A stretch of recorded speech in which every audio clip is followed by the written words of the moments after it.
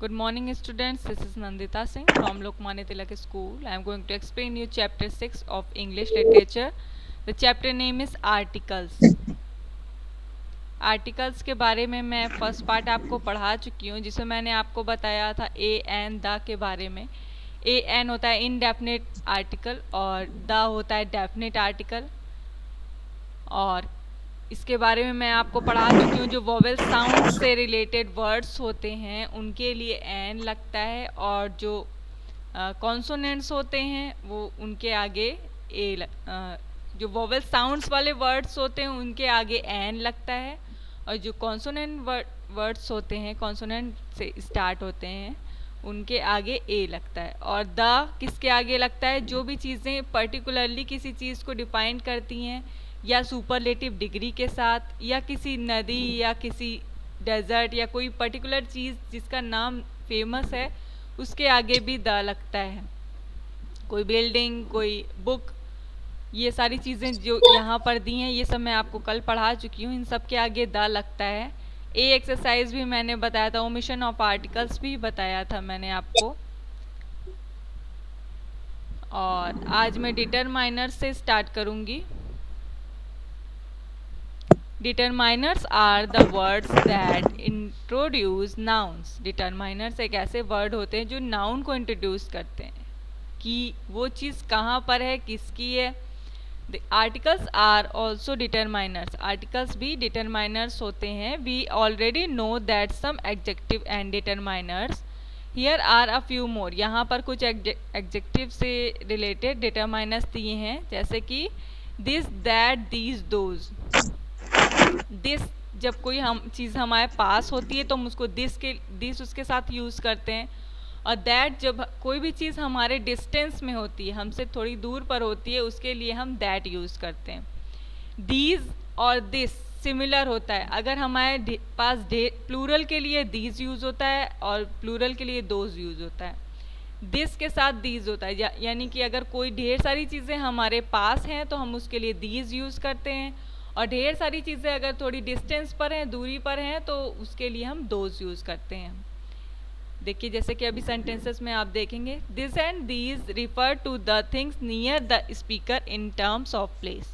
जैसे कि मैंने अभी बताया कि दिस और दीज एक ऐसे डिटरमाइनर्स हैं जो उन चीज़ों को डिफाइन करते हैं जो कि पर्सन स्पीकर के पास होती है. जो बोल रहा है, जो सेंटेंस में सब्जेक्ट है उसके पास होती है, उसके लिए दिस और दीज लगता है. दैट और दोज उसके लिए लगता है जहाँ पर further away in terms of place, जहाँ कुछ दूरी पर चीज़ें होती हैं या उसके पास नहीं होती हैं, उसके लिए दैट और दोज लगता है.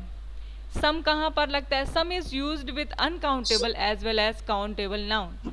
सम अनकाउंटेबल के साथ भी लगता है और काउंटेबल नाउन के साथ भी लगता है. अभी आगे हम पढ़ेंगे, जैसे कि इसमें दिया आई वॉन्ट सम मिल्क.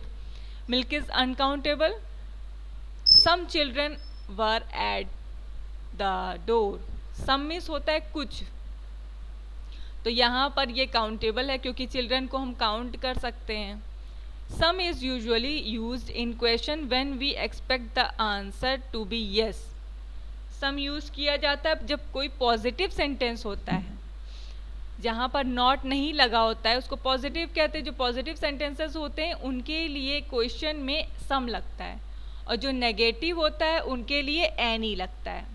जैसे कि कोई भी क्वेश्चन है, उसके आगे अगर उसमें सेंटेंस में अगर निगेटिव वर्ड है यानी नॉट है तो उसमें एनी लगाएंगे. अगर पॉजिटिव है तो सम लगाएंगे. जैसे do you have some paper.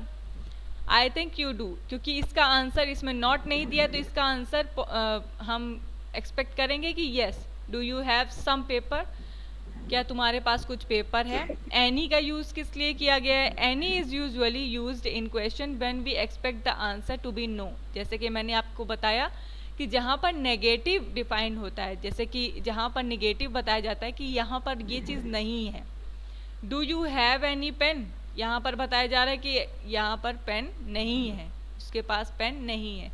तो जहाँ पर नेगेटिव होता है, नेगेटिव रिप्लाई करना होता है, वहाँ पर हम लगाते any. I don't have any shirt. जैसे कि डोंट ये नेगेटिव है, ये नीचे भी डोंट नेगेटिव है, तो इन सब के साथ देखिए यहाँ एनी लगा हुआ है. नेगेटिव के साथ कभी भी सम नहीं लगता, नेगेटिव के साथ हमेशा एन ही लगता है। Few, a few and little, a little. Few, a few refers to small quantities.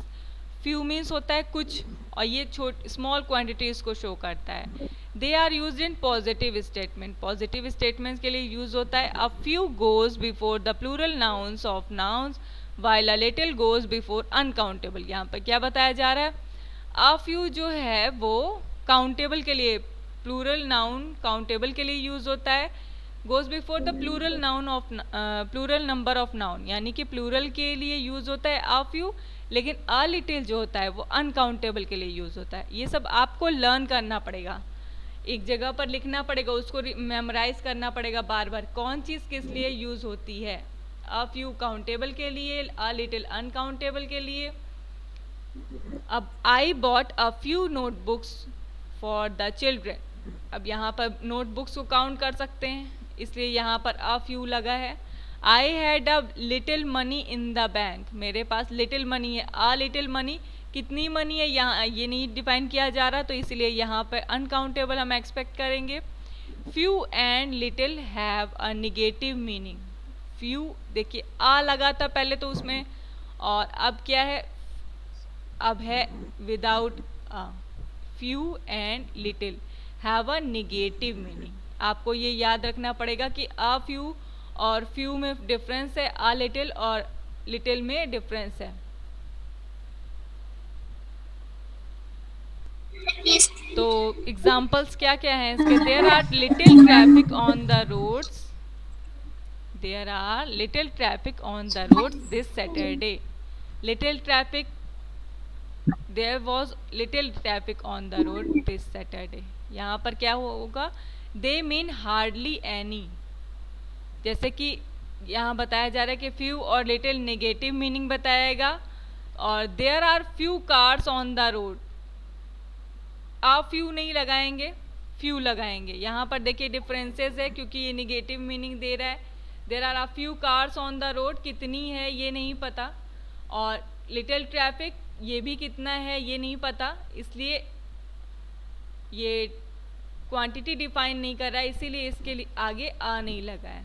Much and many, many goes before a plural noun. There are many books in this shelf.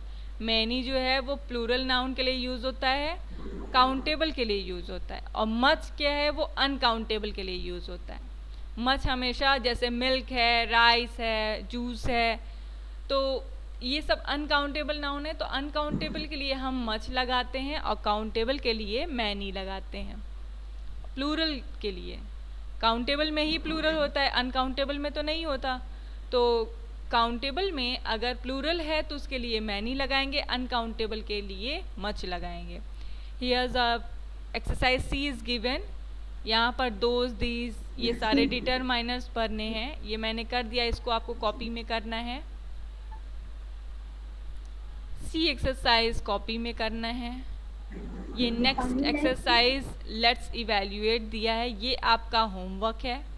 सारी exercises जो मैं chapter में पढ़ाती हूँ उसमें एक या दो एक्सरसाइज में आपको होमवर्क में दूंगी, बाकी सारी मैंने फिल की है। ठीक है, तो ये एक्सरसाइज आपकी होमवर्क है, लेट्स इवैल्यूएट, और ये आपको कॉपी में नहीं करना है। कॉपी में सिर्फ डिटरमाइनर्स वाली सी एक्सरसाइज करना है बस।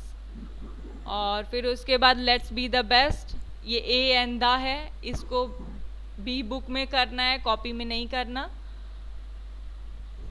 फिर नेक्स्ट है, यहाँ पर जहाँ पर आर्टिकल्स लगना चाहिए वहाँ पर लगाया गया, जहाँ पर नहीं लगना चाहिए वहाँ पर क्रॉस है।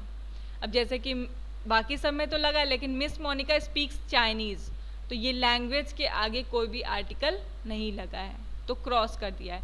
इसमें से कोई एक्सरसाइज आपको कॉपी में नहीं करनी है, इसको भी बुक में करिए, और सी एक्सरसाइज को कट कर देना है। ठीक है, तो मैंने जितनी एक्सरसाइजेस कॉपी में कही हैं उसको कॉपी में करिएगा, जो नहीं कही हैं वो बुक में करिएगा, और जो कॉपी में करना है वो भी लर्न करना है, जो बुक में करना है वो भी लर्न करना है। ठीक है, आपको एग्ज़ाम में दोनों से आएगा, कॉपी से भी बुक से भी। तो स्टूडेंट आज की क्लास में बस इतना ही, इसके आगे मैं कल से कंटिन्यू करूँगी। Till then good bye and take care.